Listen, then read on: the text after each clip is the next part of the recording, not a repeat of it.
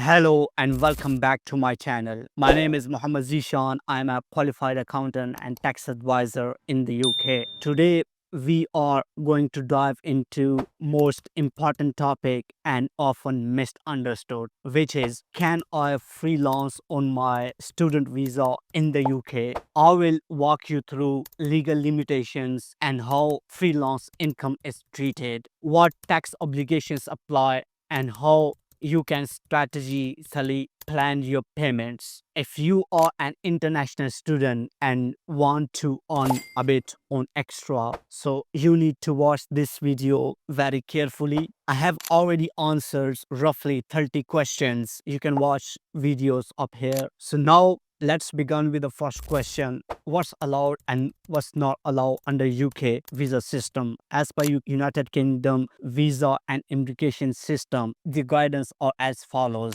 You cannot be self-employed and you cannot engage in business activity. Now this is where many students get confused. Freelancing is by definition considered self-employment, and that means it's not permitted while you are on a student visa, even if you do it online or for a company based outside the UK or get paid through PayPal. If you are doing it independently, that's still classified as self-employment. So technically, freelancing is not allowed while on a student visa in the UK. This is because HMRC will ask you if you earn an income, did you declare it or pay a UK taxes on it? And if the answer is no, then you know what to do. But don't worry, I will explain what you need to do and how you can plan your future. Now, let's talk about some common gray areas, because this is where students fall in a trap and put them into trouble.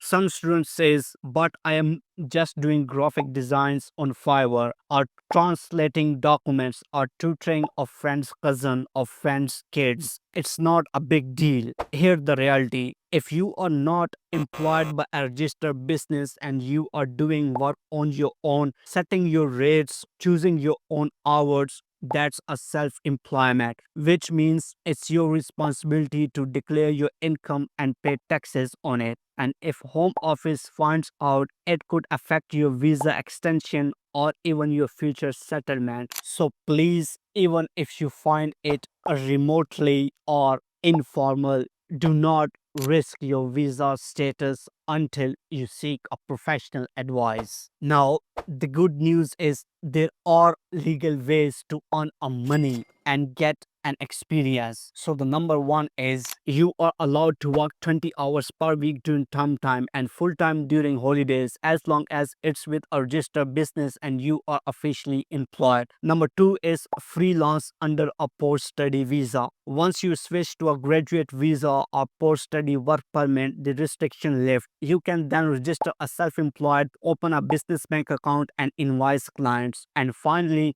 build a portfolio without payment. If you are a designer, developer or writer, consider doing unpaid projects for friends or communities to build a portfolio. Later, when your visa status allows, you can start charging. Let's say you have completed your study and now you are on a graduate visa. Now, what happens next? Here is a freelance tax and payment strategy step by step. Number one is register yourself as a self-employed. Visit the HMRC website and register as a sole trader. You will receive a unique taxpayer reference number. Number two is keep track of your income and expenses. Either use software like QuickBooks or Xero, or even on a spreadsheet. Track everything: payments, receipts, expenses for tools, laptop subscription, and more. And number third is file your self-assessment tax return. Every year by 31st January, report your income and pay and tax due. The personal allowance is currently £12,570. So if you earn less than that, you may not owe tax, but you still needs to report. And if you need any help around this area, please do not shy to get in touch. And number four is open a separate bank account. This keeps you freelance income organized. A digital bank like Monzo, Starling, Tide works well. And finally, set aside 20 to 30% for tax. Not every pound you earn is yours to keep. Always set aside a portion for tax to avoid surprises.